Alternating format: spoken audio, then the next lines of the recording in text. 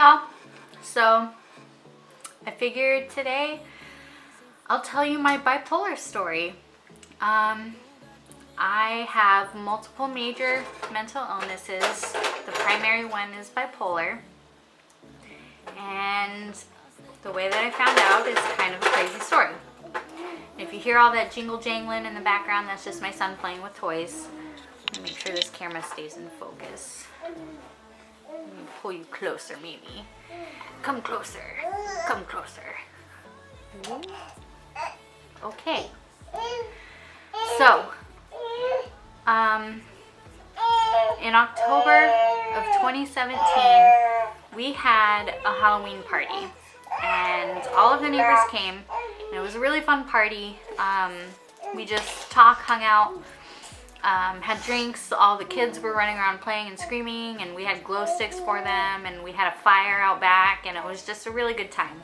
Lots of good food, lots of good conversation. I might have drank too much, maybe a little bit too much, probably a little bit too much, but the next day I woke up and I just did not feel right. I was extremely anxious. My heart was racing. I thought that it was probably just due to the alcohol. You know how alcohol, you get like the post-drinking blues. So I thought it was just that.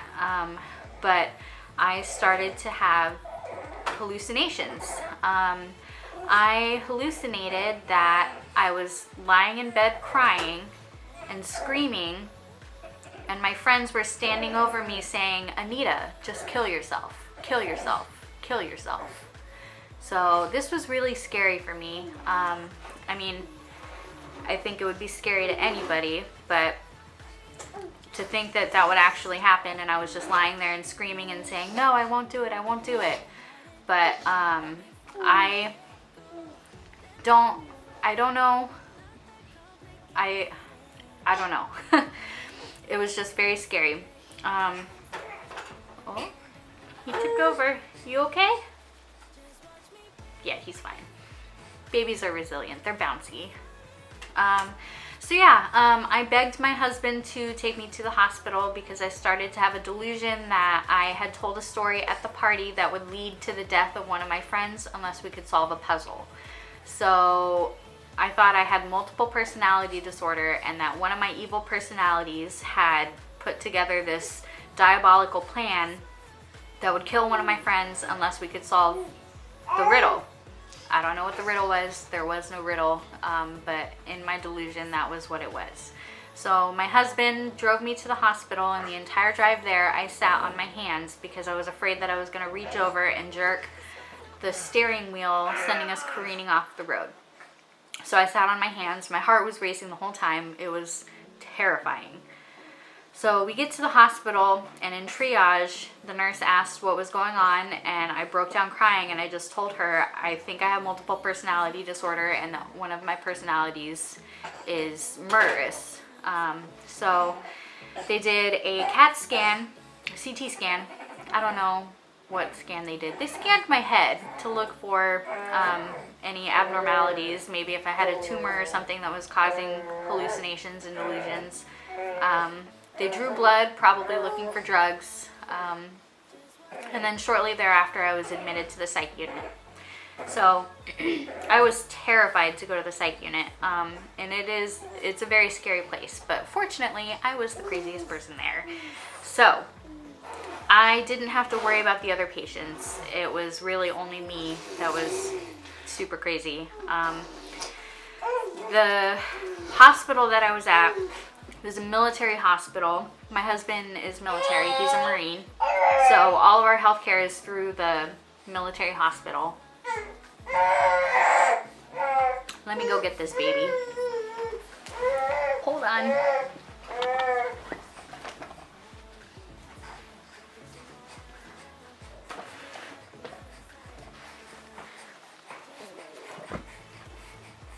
Let's see how long this lasts. So, while I was in the hospital, ow, don't pull my hair. While I was in the hospital, I was convinced that there was poison in the food. You happy baby. You happy baby. So I wouldn't eat anything because I thought there was poison in the food and there was poison in the coffee, and the medicine they gave us was street drugs. I thought the salt packets were cocaine and that the pepper packets were heroin, and that one of my jobs was to discover what street drugs they were giving us and to document it so that I could be recruited into the government.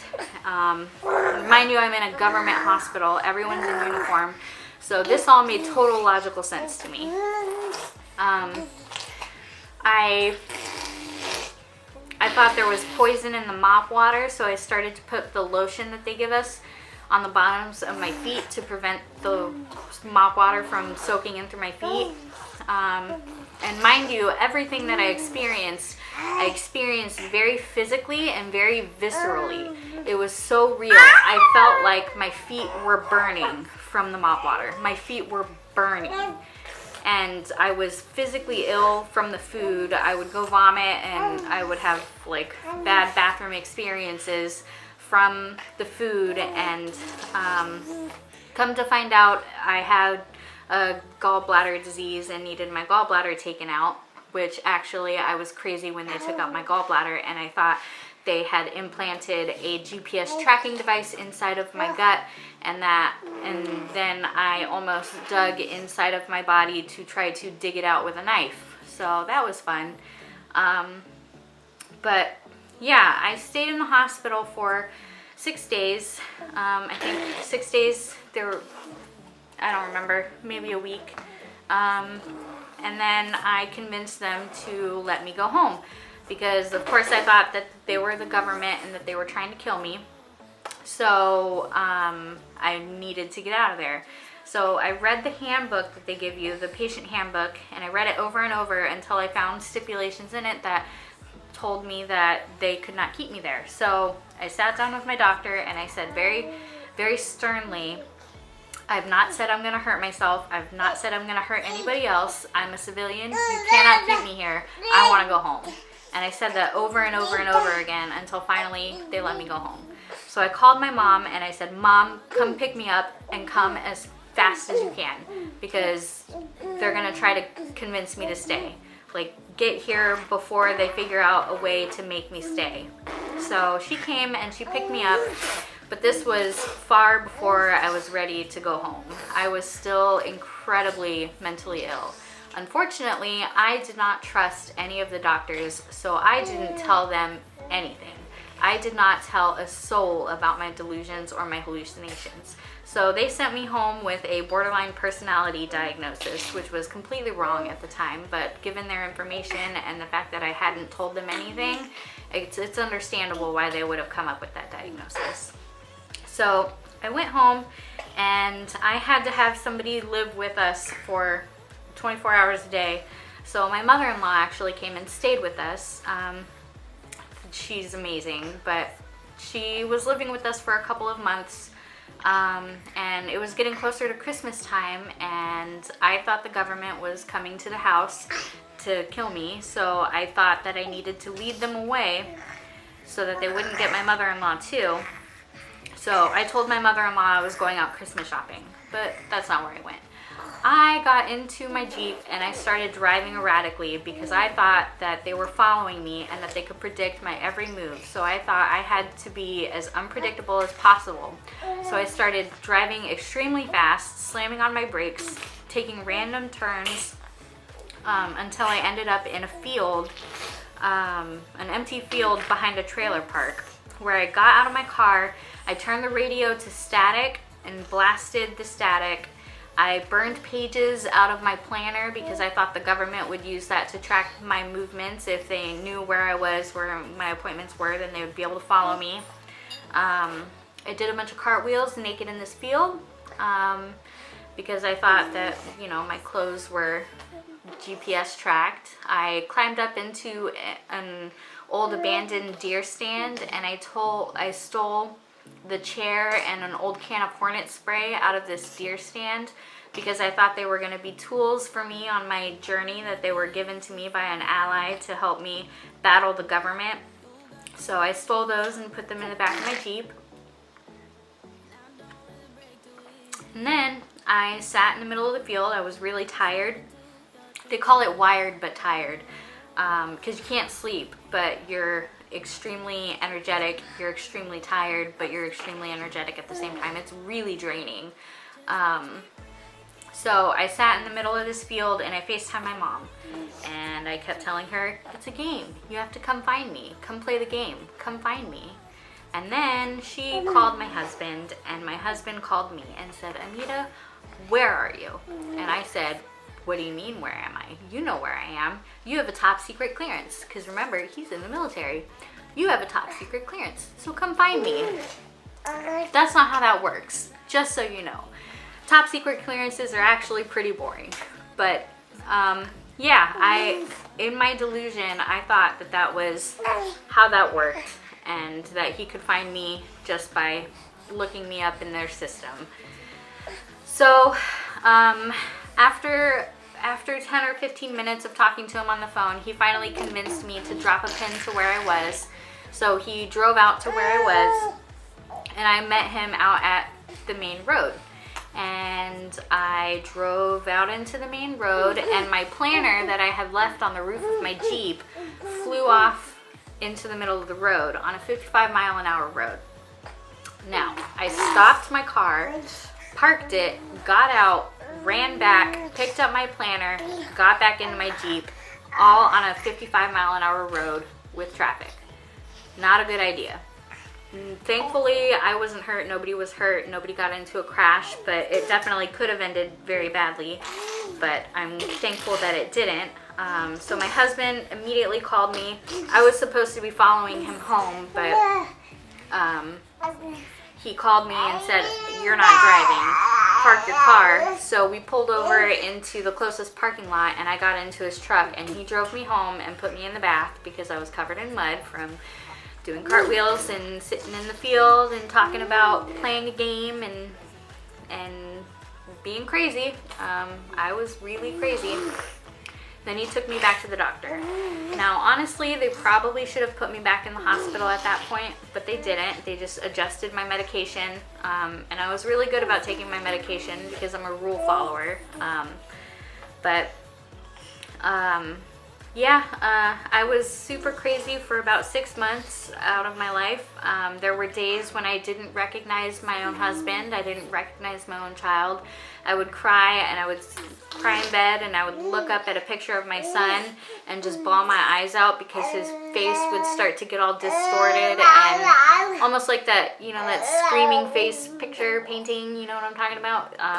Like everything would get distorted. And I thought that I was forgetting my son.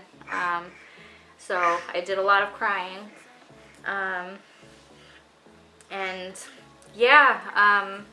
I was really crazy for a really long time. Thankfully, with therapy and medication, my mental illness is mostly manageable.